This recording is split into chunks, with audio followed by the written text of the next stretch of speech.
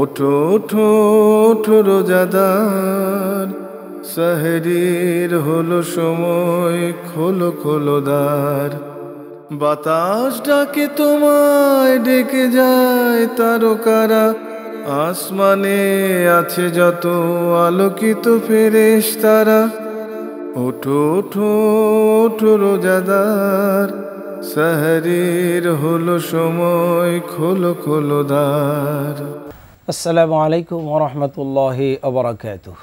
ইন্নাল হামদুলিল্লাহ ওয়াসসালাতু ওয়াসসালামু আলা মান লা নাবিয়্যা বা'দাহু ওয়া আলিহি ওয়া সাহবিহি আজমাইন।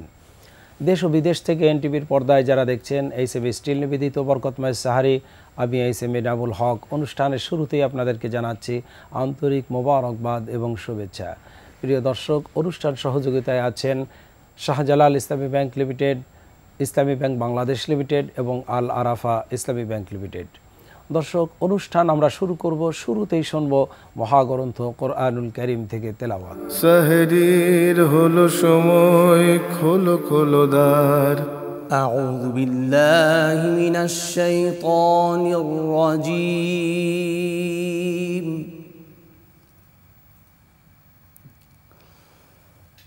বিসমিল্লাহির রহমানির রহিম। হুয়াল্লাহুল্লাযী লা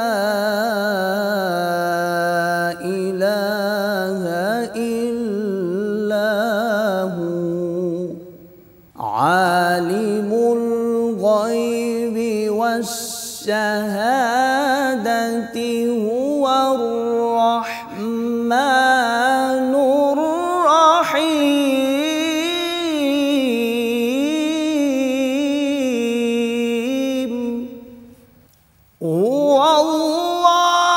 হুয়াল্লাহুল্লাযী লা ইলাহা ইল্লা হুয়া আলিমুল গায়বি ওয়াশ শাহাদাতি হুয়ার রাহমানুর রাহিম।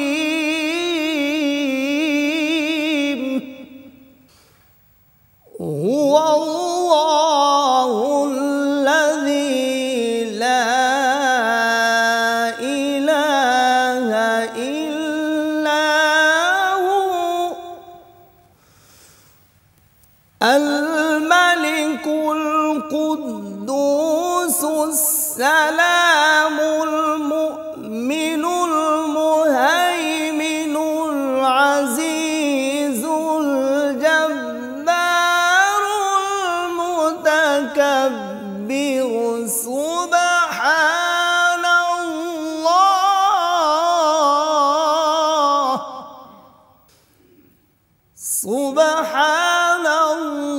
সুবহানাল্লাহি আম্মা ইউশরিকুন।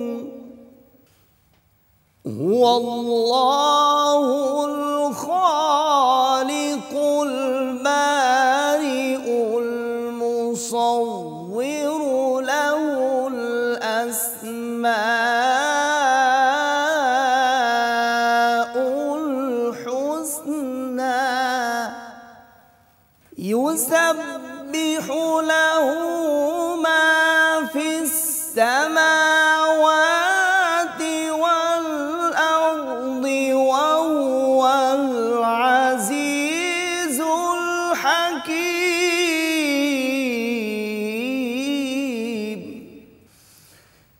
ইউসাব্বিহু লাহু মা ফিস সামাওয়াতি ওয়াল আরদি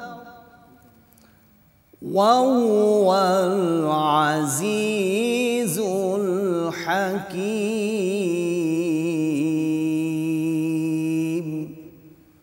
সাদাকাল্লাহুল আযীম। দর্শক, কোরআনুল কারীম শোনার পরে আমরা এই পর্যায়ে শুনব কোরআনুল কারীমের তাফসীর। সেহরির হলো সময়, খোলো খোলো দ্বার। আসসালামু আলাইকুম ওয়া রাহমাতুল্লাহি ওয়া বারাকাতুহু। আলহামদুলিল্লাহিল্লাযী ওয়াহদা ওয়াসসালাতু ওয়াসসালামু আলা মান লা নাবিয়্যা বা'দা ওয়া আলা আলিহি ওয়া আসহাবিহি আজমাইন, আম্মা বা'দ। সম্মানিত দর্শক শ্রোতা, মাসব্যাপী এই তাফসিরুল কোরআন চলছে। আজকে আমি আপনাদের সামনে 28 নম্বর পারা থেকে তাফসির পেশ করব। আমি দেলোয়ার হোসাইন হুজাইফি। আজকে আমরা যে পারাটা নিয়ে আলোচনা করতে চাই, এই পারাতে আল্লাহ সুবহানাহু ওয়া তাআলা 9টা সূরা দিয়েছেন। এর ভিতরে দ্বিতীয় নম্বর সূরা হচ্ছে সূরাতুল হাসর। হাসর অর্থ সমাবেশ। এই সূরা হাসরে আল্লাহ সুবহানাহু ওয়া তাআলা তিনি বলেন, ইয়া আইয়ুহাল্লাযীনা আমানুত্তাকুল্লাহ ওয়ালতানজুর নাফসুম মা কদ্দামাত লিগাদ ওয়াত্তাকুল্লাহ ইন্নাল্লাহা খাবীরুম বিমা তা'মালুন। ইয়া আইয়ুহাল্লাযীনা আমানুত্তাকুল্লাহ, হে ঈমানদারগণ। সমস্ত বিশ্ববাসীর ঈমানদারদেরকে আল্লাহ সুবহানাহু ওয়া তাআলা তিনি ইরশাদ করেছেন যে ইত্তাকুল্লাহ আমানুত্তাকুল্লাহ, তোমরা আল্লাহকে ভয় করো। আল্লাহকে ভয় করো, ভয় করার মতন। যেমন এই কথার আলোকে অন্য জায়গায় সূরা আল ইমরানে আল্লাহ সুবহানাহু ওয়া তাআলা তিনি বলেছেন, ইয়া আইয়ুহাল্লাযীনা আমানুত্তাকুল্লাহ হাক্কা তুকাতিহি ওয়া লা তামুতুন্না ইল্লা ওয়া আনতুম মুসলিমুন। তোমরা আল্লাহকে ভয় করো, ভয় করার মতন ভয় করো। আর ওয়া আনতুম মুসলিমুন, আর খাঁটি মুসলিম না হয়ে, ইমানদার না হয়ে তোমরা মৃত্যুবরণ করো না। সুতরাং আমাদেরকে আল্লাহ সুবহানাহু ওয়া তাআলাকে যথাযথভাবে ভয় করতে হবে সচেতনতার সাথে। মাহে রমাদান আমরা আল্লাহ সুবহানাহু ওয়া তাআলার সন্তুষ্টি অর্জনের জন্য আল্লাহ পাকের ভয়ে আমরা সারাটা দিন সিয়াম সাধনা করে যাচ্ছি। এই মাহে রমাদান থেকে আমরা আল্লাহ পাকের ভয়, বিশেষ করে আমরা তাকওয়ার গুণাবলী, তাকওয়ার অর্জন আমরা করতে পারি। তার কারণ একটা মানুষ দুনিয়ার কোনো মানুষকে দেখানোর জন্য রোজা রাখে না, আল্লাহ সুবহানাহু ওয়া তাআলার সন্তুষ্টির জন্য, তার ভয়ে, তার আদেশ নির্দেশ পালনের জন্য। এজন্য আল্লাহ সুবহানাহু ওয়া তাআলা তিনি বলেছেন যে আস-সাওমু লি ওয়া আনা আজিজি বিহি, যে এই পৃথিবীতে যত ইবাদত বন্দেগী আছে প্রত্যেকটা ইবাদতের 2টা ধরন আছে। একটা হচ্ছে মানুষকে দেখানোর জন্য, আর একটা হচ্ছে আল্লাহ পাকের সন্তুষ্টি অর্জনের জন্য। কিন্তু একমাত্র সিয়াম, একমাত্র রোজা, হাদিসে কুদসির বর্ণনায় এসেছে যে রোজাদাররা শুধুমাত্র আল্লাহর সন্তুষ্টির জন্য, আল্লাহকে পাওয়ার জন্য, আল্লাহর খুশি, আল্লাহর ভয়ের জন্য রাখে। সুতরাং এই সিয়াম সাধনার প্রতিদান আল্লাহ সুবহানাহু ওয়া তাআলা তিনি নিজে হাতে তুলে দেবেন। এজন্য আমরা এই মাহে রমাদানে আমরা ব্যক্তিগত, পারিবারিকভাবে, সামাজিকভাবে, জীবনের সকল ক্ষেত্রে আমরা যেন আল্লাহ পাকের হুকুম আহকাম মেনে, আল্লাহ পাকের আদেশ এবং নিষেধগুলো গ্রহণ করে আমরা যেন আল্লাহ পাকের ভয়, তাকওয়া অবলম্বন যেন করতে পারি। তাকওয়া যদি অন্তরকরণে যদি আমরা আল্লাহর ভয় যদি ঢোকাতে পারি, তাহলে আমরা মুত্তাকি হতে পারবো। আর এই মুত্তাকি হওয়ার জন্য, মুত্তাকি বানানোর জন্য আল্লাহ সুবহানাহু ওয়া তাআলা তিনি আমাদেরকে মাহে রমাদান দিয়েছেন। সূরা বাকারা 183 নম্বর আয়াত আল্লাহ পাক ওখানেও বলেছেন, ইয়া আইয়ুহাল্লাযীনা আমানু কুতিবা আলাইকুমুস সিয়াম কামা কুতিবা আলাল্লাযীনা মিন ক্বাবলিকুম লাআল্লাকুম তাত্তাকুন। হে ঈমানদারগণ, তোমরা যারা আল্লাহকে ভয় করো, তোমরা যারা আল্লাহর প্রতি ঈমান এনেছো, তোমাদের প্রতি এই মাহে রমাদানের সিয়ামকে ফরজ করা হয়েছে, যেমনিভাবে করা হয়েছিল তোমাদের পূর্ববর্তী লোকদের ওপরে। কেন? লাআল্লাকুম তাত্তাকুন, যাতে করে তোমরা তাকওয়াবান হতে পারো, মুত্তাকি হতে পারো। এই জন্য এই সিয়ামের বিধান দেওয়া হয়েছে। শুধু তাই নয়, আমরা এখান থেকে একটা শিক্ষা নিতে পারি যে মানুষের অন্তরকরণে যদি আল্লাহ সুবহানাহু ওয়া তাআলার ভয় থাকে, তাহলে মানুষ যেখানেই যাক না কেন, হাঁটতে, চলতে, ফিরতে, জীবনের সকল ক্ষেত্রে সে আল্লাহ পাকের হুকুম আহকাম মেনে চলবে, শয়তান তাকে আক্রমণ করতে পারবে না। আর আল্লাহর যদি ভয় না থাকে, যতই তাকে ফলো করা হোক, সে অন্যায় করবেই। এজন্য আমাদের 1 নম্বর শিক্ষা হচ্ছে আমরা আল্লাহ পাকের ভয় অন্তরকরণে আমরা রিসিভ করব। জীবনের সকল ক্ষেত্রে আমরা আল্লাহকে ভয় করব। হযরতে ওমর রাদিয়াল্লাহু তাআলা আনহুর জামানায় ওই ঘটনাটা আমরা জানি। রাতের বেলায় হযরত ওমর রাদিয়াল্লাহু তাআলা আনহু তিনি মানুষের খোঁজখবর নেওয়ার জন্য তিনি হাঁটছেন, চলছেন। যেতে যেতে হঠাৎ করে একটা বাড়ি থেকে, একটা তাঁবু থেকে আওয়াজ আসতেছে। মা বলছে, মা মেয়ে উঠো, রাত শেষ হয়ে যাচ্ছে, তাড়াতাড়ি করে গাভীর দুধ দোয়ে এরপরে দুধের সাথে পানি মিশাও। মেয়ে বলছে, মা এই কাজ তো আমি করতে পারবো না। হযরত ওমর রাদিয়াল্লাহু তাআলা আনহু নিষেধ করেছেন, কঠিনভাবে নিষেধ করেছেন, আমাদের শাস্তি হবে যদি আমরা ধরা পড়ে যাই। তখন মা বলেছিল, মেয়ে কোথায় তোমার ওমর? সবাই তো ঘুমিয়ে আছে, কেউ দেখবে না।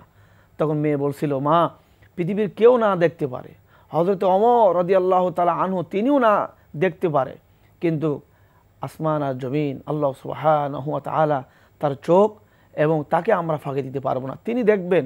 অন্তরকরণে যদি আল্লাহ পাকের ভয় যদি ঢুকে যায় তাহলে আমরা মুত্তাকি হতে পারবো। পরবর্তী সময় হযরত ওমর রাদিয়াল্লাহু তাআলা আনহু বাড়িতে এসে তার ছেলেকে ডাক দিয়ে বলছে, বাবা তোমার তো বিবাহের বয়স হয়েছে, যদি বিবাহ করতে মনে চায় তাহলে অমুক বাড়ির অমুক তাঁবুতে একটা মেয়ে আছে, ওই মেয়েটাকে বিবাহ করো, আশা করা যায় তুমি দুনিয়া এবং আখিরাতে কল্যাণকারী হবে। তার কারণ ওই মেয়েটার সৌন্দর্য, ওই মেয়েটার গঠন কিছুই দেখা হয় নাই, দেখা হয়েছে তার অন্তরকরণে আল্লাহ সুবহানাহু ওয়া তাআলার ভয়। সুতরাং আমরা দেশ বিদেশ থেকে যারা শুনছি, আমরা ব্যক্তিগতভাবে পারিবারিকভাবে সকল সদস্যকে, আমাদের সন্তানদেরকে, যুবক বন্ধু সবাইকে যদি আমরা আল্লাহর ভয়, আল্লাহর ভয়, আল্লাহ আমাদের দেখছেন, শুনছেন, ইন্নাল্লাহ খবীরুম বিমা তা'মালুন, আমাদের মনের খবরাখবর, আমরা কি চিন্তা করছি সব আল্লাহ পাক শুনতে পান।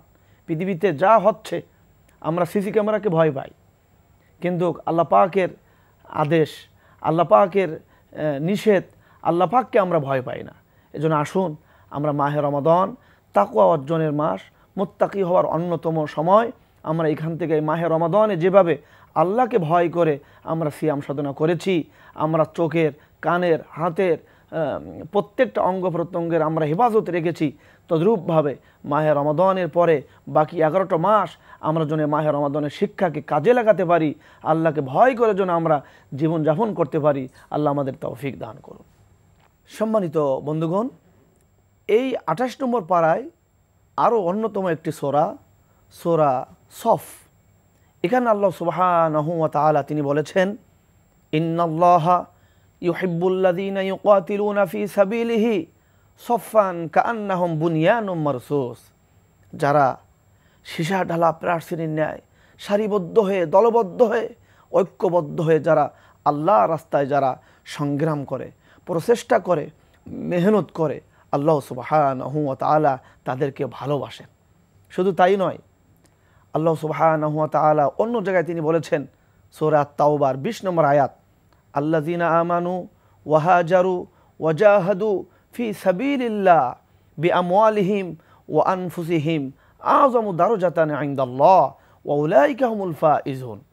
আল্লাহ পাক যাদেরকে বেশি ভালোবাসেন, আল্লাহর কাছে সবচাইতে মর্যাদার দিক থেকে সবচাইতে এগিয়ে কারা? এখানে বলা হয়েছে আল্লাযীনা আমানু, যারা ঈমান আনবে, ঈমানের পথে যারা অটল অবিচল থাকবে, এবং অবিচল থাকতে গিয়ে মাঝে মধ্যে বিপদ আপদ মুসিবত অপবাদ নির্যাতন আসতে পারে, হিজরত করা লাগতে পারে। ওয়াহাজারু, যারা হিজরত করবে। বিশ্বনবী তিনিও ঈমানের পথে থাকতে গিয়ে, ঈমানের কথা বলতে গিয়ে তিনিও মক্কায় থাকতে পারে নাই, তিনিও হিজরত করেছিলেন। 1 নম্বর ঈমান, 2 নম্বর ঈমানের পথে অটল থাকতে গিয়ে হিজরত, ওয়াজাহাদু ফি সাবিলিল্লাহ, এবং যারা সারাটা জীবন আল্লাহর রাস্তায় দিন প্রসার, দিন প্রতিষ্ঠার জন্য যারা সংগ্রাম করবে, প্রচেষ্টা করবে, চিন্তা করবে, ফিকির করবে, মেহনত করবে, বিআমওয়ালিহিম ওয়া আনফুসিহিম, দুইটার বিনিময়ে মাঝে মধ্যে সময় দিয়ে, মেধা দিয়ে, শ্রম দিয়ে, অর্থ দিয়ে, জান দিয়ে, মাল দিয়ে যারা এই চেষ্টা অব্যাহত রাখবে, আযমু দারাজাতান ইনদাল্লাহ ওয়া উলাইকা হুমুল ফাইজুন। আল্লাহ সুবহানাহু ওয়া তাআলার কাছে তাদের মর্যাদা, তাদের শান, তাদের মর্যাদা সব চাইতে বেশি, তাদের কোনো চিন্তাও নাই, তারা আখিরাতে আসল সফল কাম হবে। আমরা কথা বলতেছিলাম সূরা সফ, ইন্নাল্লাহ ইউহিব্বুল্লাযীনা ইউকাতিলুনা ফী সাবিলিহি সফফান কাআন্নাহুম বুনয়ানুম মারসুস। এজন্য আসুন আমরা ঐক্যবদ্ধ হয়ে, সারিবদ্ধ হয়ে আমরা মুসলমান ভাই ভাই, আল্লাহ পাকের যে উদ্দেশ্য, আমরা সেই ঐক্যবদ্ধ হয়ে দিন প্রতিষ্ঠার জন্য আমরা কাজ করব। আল্লাহ তাআলা আমাদেরকে তৌফিক দান করুন। সম্মানিত বন্ধুগণ, যারা এই মুহূর্তে যারা দেখছেন, এই 28 নম্বর পারায় অন্যতম আরেকটি সূরা আছে, সূরা জুমাকে কেন্দ্র করে আল্লাহ সুবহানাহু ওয়া তাআলা অন্যতম একটি সূরা নাজিল করেছেন, সূরাতুল জুমআ। আল্লাহ পাক বলেন, ইয়া আইয়ুহাল্লাযীনা আমানু ইযা নুদিয়া লিস-সালাহ মিন ইয়াউমিল জুমআহ, হে ঈমানদারগণ, জুমার আজান হওয়ার সাথে সাথে তোমরা সমস্ত কাজবাজ, অফিস আদালত, ক্রয় বিক্রয় সব ত্যাগ করো, বন্ধ করো, জুমার নামাজের জন্য তোমরা দৌড়াও। শুধু তাই নয়, এই 28 নম্বর পারে আরও একটি সূরা আছে, অন্যতম সূরা, সূরাতুল মুনাফিকুন। এই মুনাফিকদের ভয়াবহ, মুনাফিকদের চরিত্র, মুনাফিকদের পরিণতি সম্পর্কে আল্লাহ পাক এখানে বলেছেন। সুতরাং আমরা মুমিন হব, খাঁটি মুমিন হওয়ার জন্য যা করার তাই করব। মুনাফিকি সমস্ত রোগ থেকে, চরিত্র থেকে আমরা ফিরে আসব। তার কারণ হলো, ইন্নাল মুনাফিকিনা ফিদ-দারকিল আসফালি মিনান নার, মুনাফিকদের অবস্থান হবে জাহান্নামের একেবারে সর্বনিচে।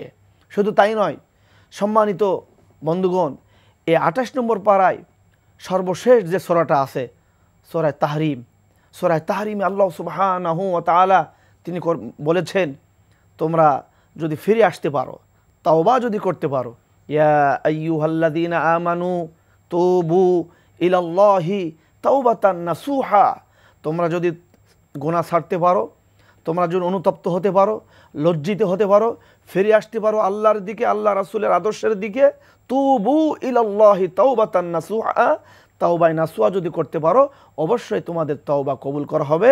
লা তাকনাতু মির রাহমাতিল্লাহ, আল্লাহ পাক তিনি তার প্রতি রহম করবেন। আল্লাহ সুবহানাহু ওয়া তাআলা বলেছেন, তোমরা আমার রহমত থেকে তোমরা নিরাশ হয়েও না।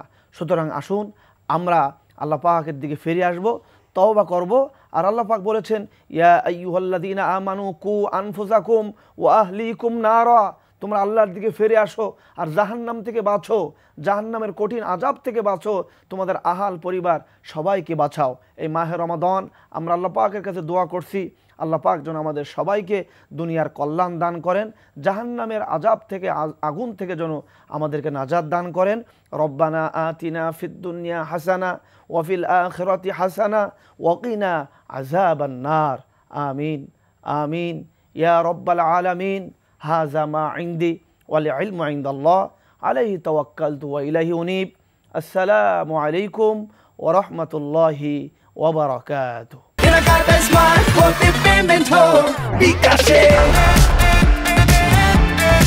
প্রিয় দর্শক, এ পর্যায়ে রয়েছে আপনাদের জন্য বিষয়ভিত্তিক আলোচনা। আর আজকের বিষয়টি আমরা নির্ধারণ করেছি আপনাদের জন্য আদর্শ পরিবার গঠনে ইসলামের ভূমিকা, ইসলামের শিক্ষায় কিভাবে একটি আদর্শ পরিবার, একটি সুন্দর পরিবার গঠন হতে পারে, এ বিষয়ে আজকে আমরা আলোচনা করব। আর এই বিষয়ে আলোচনা করার জন্য আমরা দুজন মেহমানকে যথারীতি আমাদের স্টুডিওতে নিমন্ত্রণ করেছি। আসুন তাদের সাথে প্রথমে পরিচয় হয়ে নিচ্ছি। প্রথমে আমার ডান দিক থেকে রয়েছেন বিশিষ্ট ইসলামী চিন্তাবিদ, আলেম দ্বীন জনাব মাওলানা অলিউর রহমান। আসসালামু আলাইকুম ওয়া রাহমাতুল্লাহি ওয়া বারাকাতুহু। এরপরে রয়েছেন আরেকজন বিশিষ্ট ইসলামী চিন্তাবিদ, জনাব ফরহাদ আজহার। আসসালামু আলাইকুম ওয়া রাহমাতুল্লাহ। দর্শক, আমরা চলে যাচ্ছি আমাদের নির্দিষ্ট আজকের বিষয়ের উপর আলোচনা করার জন্য। প্রথমে আমি জনাব ফরহাদ আজহার আপনার কাছে জিজ্ঞাসা করব যে আদর্শ পরিবার গঠনে ইসলামের যে ভূমিকা, ইসলামের যে শিক্ষা, আপনি যদি দর্শকদের জন্য সেটা আলোকপাত করতেন। ইন্নাল হামদুলিল্লাহ ওয়াসসালাতু ওয়াসসালামু আলা মান লা নাবিয়্যা বা'দা। সুন্দর একটি টপিকস, খুব গুরুত্বপূর্ণ একটি বিষয়। মানব জীবনের যাত্রা শুরু হয়েছে পরিবার দিয়ে। যেমন আল্লাহ সুবহানাহু ওয়া তাআলা হযরত আদম আলাইহিস সালাতু ওয়াস সালামকে জান্নাতে সৃষ্টি করলেন। তখন আদম আলাইহিস সালাতু ওয়াস সালাম আনইজি ফিল করতেছেন, তার কিছু ভালো লাগতেছে না। আল্লাহ পাক বুঝতে পারলেন তার একজন সঙ্গী দরকার, তাই আল্লাহ সুবহানাহু ওয়া তাআলা হযরত হাওয়া আলাইহিস সালাতু ওয়াস সালামকে সৃষ্টি করলেন। সৃষ্টি করে আল্লাহ পাক বলেন, ইয়া আদম উসকুন আনতা ওয়া যাওজুকাল জান্নাহ কুলা মিনহা রাগাদান হাইতু শি'তুমা ওয়ালা তাকরাবা হাযিহিশ শাজারা। হে আদম, হে হাওয়া, তোমরা এই জান্নাতের ভিতরে বিচরণ করো, চলাফেরা করো, খাওয়া দাওয়া করো, কিন্তু সাবধান, ওই গাছের নিকট যেও না। কিন্তু শয়তানের পদস্খলনে তারা ওই গাছের নিকট চলে গেলেন। তাই আল্লাহ সুবহানাহু ওয়া তাআলা তাদেরকে জান্নাত থেকে দুনিয়াতে পাঠিয়ে দিলেন। এই দুনিয়াতে আসার পরেও প্রত্যেকটা নবী পরিবার ছিল, যেমন আল্লাহ সুবহানাহু ওয়া তাআলা সূরা নিসার ভিতরে বলেছেন, ইয়া আইয়ুহান নাসুত্তাকু রাব্বাকুমুল্লাযী খালাকাকুম মিন নাফসিন ওয়াহিদাহ, হে মানব মণ্ডলী, তোমরা আল্লাহ তাআলাকে, তোমাদের রবকে ভয় করো, যিনি তোমাদেরকে একটা নফস থেকে সৃষ্টি করেছেন, একটা প্রাণ থেকে সৃষ্টি করেছেন, আর একটা প্রাণ থেকে মানে তার এক মানুষ থেকে সৃষ্টি করেছেন, হযরত আদম আলাইহিস সালাম সালাতু ওয়াস সালাম তার থেকে তার স্ত্রী এবং তাদের থেকে অগণিত পুরুষ এবং মহিলা সারা পৃথিবীর ভিতরে বংশ বিস্তার করেছেন। আমরা তারই সন্তান। যেমন আল্লাহ সুবহানাহু ওয়া তাআলা সূরা রুমের ভিতরে বলেছেন, অমিন আয়াতিহি আন খালাকালাকুম মিন আজওয়াজিকুম, আল্লাহ সুবহানাহু ওয়া তাআলার অগণিত নিদর্শন রয়েছে, তার মধ্যে একটি নিদর্শন হচ্ছে আল্লাহ সুবহানাহু ওয়া তাআলা মিন আনফুসিকুম, তোমাদের মধ্য থেকে তোমাদের সঙ্গিনীকে, স্ত্রীকে সৃষ্টি করেছেন, লিতাসকুনু ইলাইহা, যেন তোমরা তার কাছে গিয়ে শান্তি পাও, প্রশান্তি পাও, ওয়া জাআলা বাইনাকুম মাওয়াদ্দাতা ওয়া রাহমা, এবং তোমাদের ভিতরে আল্লাহ সুবহানাহু ওয়া তাআলা ভালোবাসা, মায়া, মমতা সৃষ্টি করে দিয়েছেন। আর তার ভিতরে ইন্না ফি যালিকা লাআয়াতিন লিকাউমিন ইয়াতাফাক্কারুন, যারা জ্ঞানী, যারা চিন্তাশীল, তার ভিতরে চিন্তার খোরাক রয়েছে।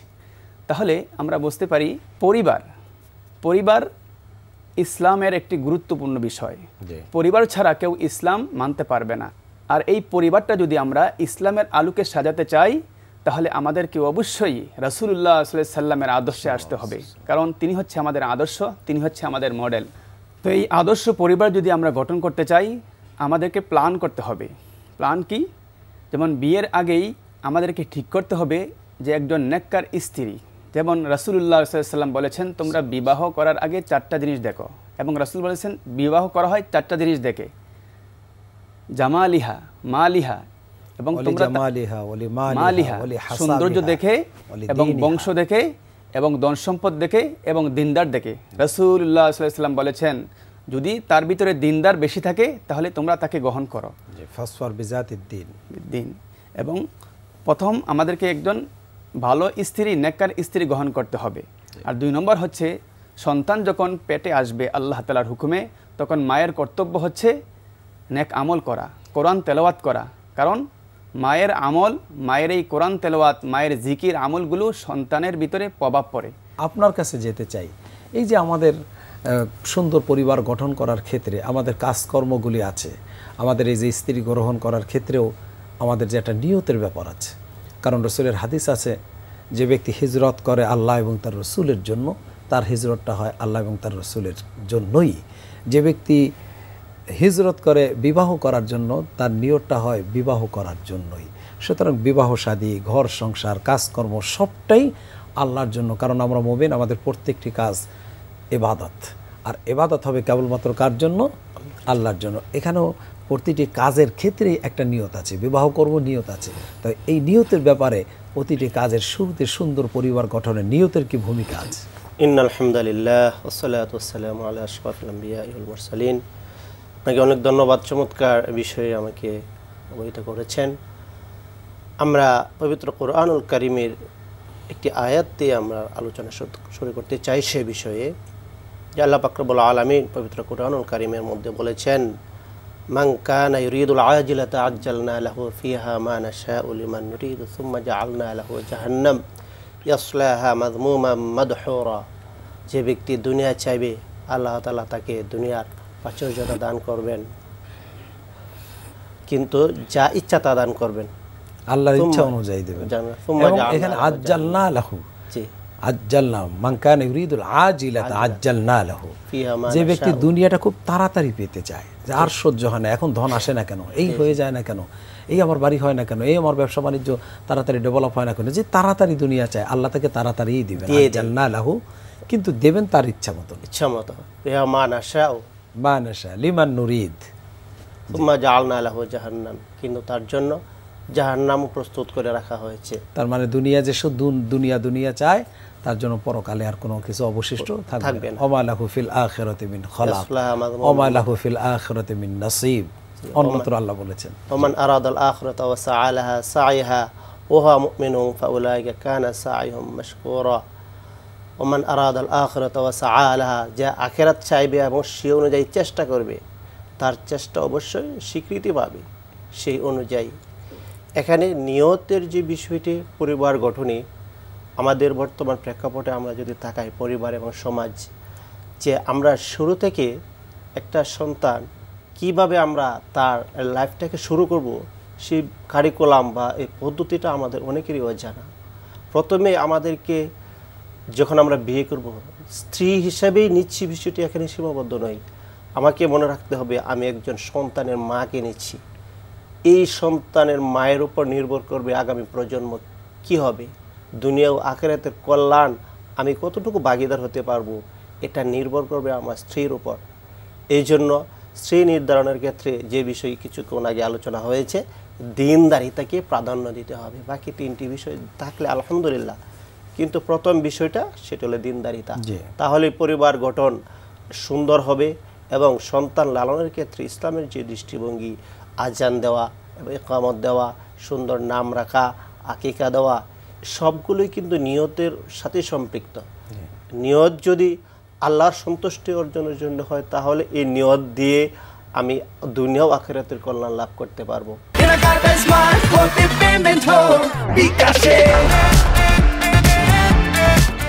এখানে নিয়তের দুইটি দিক রয়েছে, একটা হলো ইখলাসপূর্ণ নিয়ত, আরেকটি হলো রিয়াপূর্ণ নিয়ত।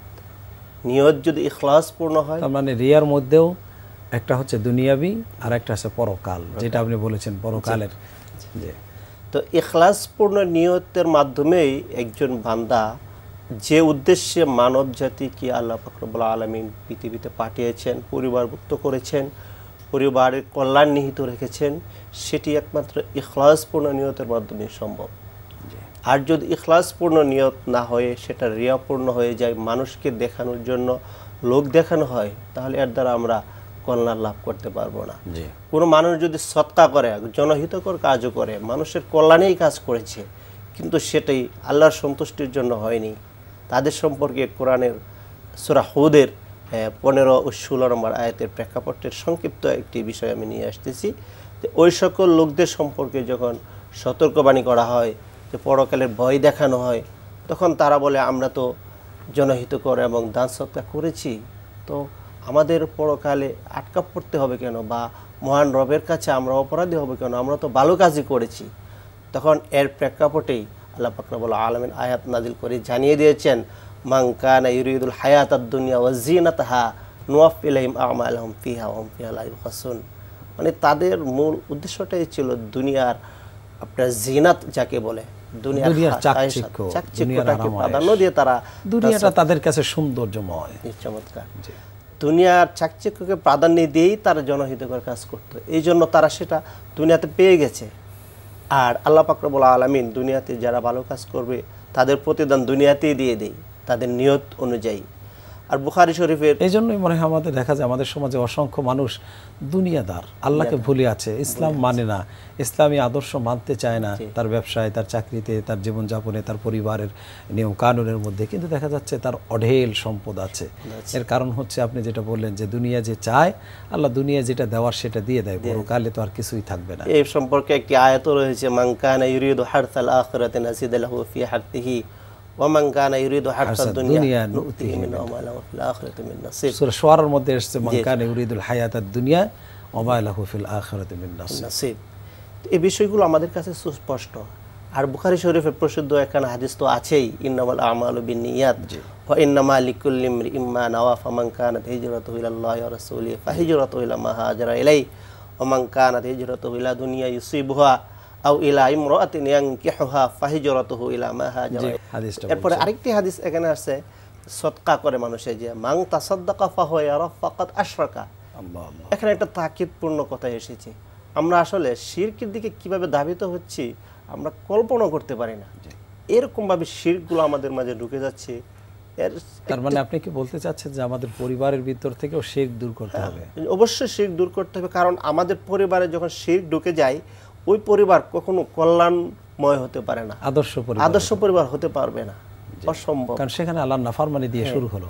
শিরকের মতো নাফরমানি, আল্লাহর নাফরমানি আর কোনো কাজ নাই। আল্লাহ সবচেয়ে বড় গুনাহ বলেছেন শিরক। শিরক আমাদের মধ্যে এমন ভাবে ঢুকতেছে যে রাতের অন্ধকারে কালো পাথরের মধ্যে যদি একটি কালো পিপিলিকা হাঁটে, যেমন আমরা কেউ টের পাই না, ঠিক অনুরূপভাবে আমাদের মাঝে শিরক ঢুকে যাচ্ছে আমাদের কথা, কাজে, কর্মে, বিশ্বাসে, আদর্শে।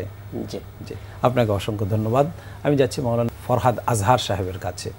জি, সুন্দরভাবে উনি বললেন নিয়তের ব্যাপারটা। আসলে মোমিনদের মানুষের জীবনের দোলনা থেকে নিয়ে কবর পর্যন্তই ইবাদত, প্রত্যেকটি কাজ ইবাদত। মা বাবার জন্য সন্তানকে জন্ম দেওয়া এটা ইবাদত, ইবাদতের মাত্রায় সওয়াব হবে। সন্তানকে লালন পালন করা মা বাবার জন্য ইবাদত, সন্তানের দেখভাল করা মা বাবার জন্য ইবাদত। এই সন্তান বড় হয়ে আবার মা বাবাকে দেখভাল করবে, এটাও একটা বড় ইবাদত, যে ইবাদতের মাধ্যমে জান্নাতের গ্যারান্টি রয়েছে। তাহলে একটি আদর্শ পরিবার গঠনের যে কাজকর্মগুলি, লালন পালনগুলি, সবটাই হচ্ছে ইবাদত। এই জন্য ইবাদতটা উনি যেটা বলেছেন যে নিয়তটা আল্লাহর সন্তুষ্টির জন্য হতে হবে। কিন্তু এই ইবাদতটাকে আমরা কিভাবে করলে দুনিয়ায়ও আমরা সমাজের জন্য, নিজের জন্য, নিজের পরিবারের জন্য, সমাজের জন্য কোন কায়দায় আমরা এই সন্তানগুলি গড়লে পরে আমাদের এই সন্তানের মাধ্যমে, আত্মীয় স্বজনের মাধ্যমে আমরা একটি আদর্শ পরিবার পাব। ধন্যবাদ প্রিয় উপস্থাপক। আদর্শ পরিবার গঠনে ইসলামের শিক্ষা। এখন একজন মা বাবা যদি 4টা কাজ করতে পারে তাহলে আদর্শ পরিবার গঠন করা সম্ভব। প্রথমে 1 নম্বর হচ্ছে মা বাবা দিনদার হতে হবে। 2 নম্বর হচ্ছে মা বাবা প্রত্যেকটা কাজ কোরআন এবং হাদিস অনুযায়ী করতে হবে। আর 3 নম্বর হচ্ছে হালাল উপার্জন করতে হবে। 4 নম্বর হচ্ছে সমস্ত হারাম থেকে বিরত থাকতে হবে। যেমন উমর রাদিয়াল্লাহু গড়ার ক্ষেত্রে ইসলাম সর্বপ্রথম আদর্শ পরিবার গঠনের ক্ষেত্রে মা বাবার প্রতি কি আদেশ দিয়েছে? আদেশ দিয়েছে সর্বপ্রথম যখন কোনো সন্তান জন্মগ্রহণ করবে তখন ডান কানে আজান দেওয়া, বাম কানে একামত দেওয়া, মানে প্রথমেই তার ভিতরে তাওহীদের টিকা ঢুকিয়ে দেওয়া, যেন ভবিষ্যতে সে প্রত্যেকটা কাজ আল্লাহর জন্য করতে পারে, শিরিক থেকে মুক্ত থাকতে পারে। 2 নম্বর কাজ হচ্ছে তাহনিক করা। আল্লাহ রাসূলুল্লাহ সাল্লাল্লাহু আলাইহি ওয়াসাল্লাম তাহনিক করেছেন হাসান এবং হোসেনকে। তাহনিক কি আমরা অনেকেই বুঝি না, অনেকে জানি না, না জানার কারণে এটা আমরা করি না। কোনো আল্লাহওয়ালার মুখের চাবানো খেজুর বা খাদ্য ওই বাচ্চার মুখে প্রদান করা, তাহলে সে ভবিষ্যতে এই মুখ দিয়ে কোনো মিথ্যা কথা বলবে না, শিরিকি কথাবার্তা বলবে না, ইসলামের বিরুদ্ধে কথাবার্তা বলবে না। আর 3 নম্বর হচ্ছে 7ম দিনে আকিকা দেওয়া। অনেকে আমরা এই আকিকাটা দিতে ভুল করি বা আকিকা দিতে বিলম্ব করি। আকিকাটা 7ম দিনে দেওয়াই হচ্ছে সুন্নাহ। যদি 7ম দিনে দিতে কোনো অসুবিধা হয়ে যায় 14 দিনের ভিতর বা খুব তাড়াতাড়ি আদায় করা যাবে, সুন্নাহ হবে না, সুন্নাহ হবে না।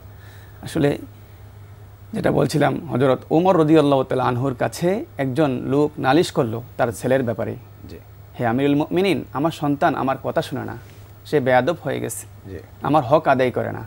তখন তার ছেলেকে ডাকলো, ডাকার পর জিজ্ঞাসা করলো, তুমি তোমার বাবার হক কেন আদায় করছো না? তখন সে বলল, ইসলামে কি শুধু বাবার হকই আছে, ছেলে সন্তানের কোনো হক নেই? তখন ওমর রাদিয়াল্লাহু তাআলা আনহু বললেন, ছেলের সন্তানেরও হক রয়েছে, সেটা হচ্ছে 3টা বিশেষ হক রয়েছে। 1 নম্বর হচ্ছে নেককার স্ত্রী মা নির্বাচন করা। 2 নম্বর হচ্ছে ছেলে সন্তান যখন জন্মগ্রহণ করে তার জন্য ইসলামী নাম রাখা। 3 নম্বর হচ্ছে ছেলে সন্তানকে দ্বীনি শিক্ষা দেওয়া, আদব শিক্ষা দেওয়া। যেমন আলী কাররামাহুল্লাহু হাদিসে বলেছেন, আল্লিমু আনফুসাকুম ওয়া আহলিকুম আল খৈর আল আদব, তোমরা তোমার নিজেদেরকে এবং পরিবারের সবাইকে আদব শিক্ষা দাও এবং খয়ের শিক্ষা দাও, ভালো জিনিস শিক্ষা দাও। ওমর ফারুক রাদিয়াল্লাহু তাআলা আনহু বলেছেন যে এই 3টা হচ্ছে বাবার জন্য সন্তানের হক।